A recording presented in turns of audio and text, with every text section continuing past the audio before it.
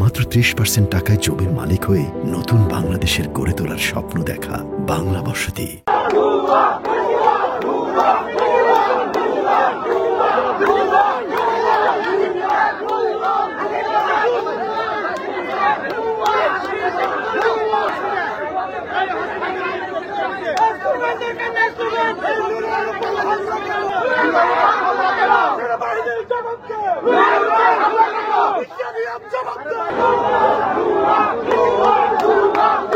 আমাদেরকে ধৈর্য ধরতে হবে, শৃঙ্খলার সাথে প্রতিবাদ জানাতে হবে।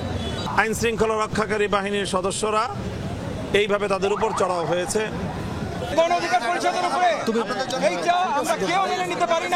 বাংলাদেশের স্বাধীনতার সার্বভৌমত্বের প্রশ্নে আমরা পুরো বাংলাদেশ আওয়ামী ফ্যাসিবাদের বিরুদ্ধে ঐক্যবদ্ধ। যারা হামলা চালিয়েছে তাদেরকে চিহ্নিত করে তাদের বিরুদ্ধে আইনানুগ ব্যবস্থা গ্রহণ করতে হবে। সরকারকে 24 ঘন্টার আলটিমেটাম দিচ্ছে।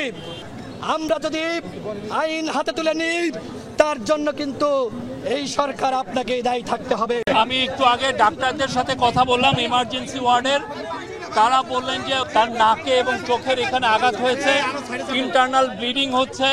আমরা এই পুরো জিনিসটা আমরা ইনভেস্টিগেট করব।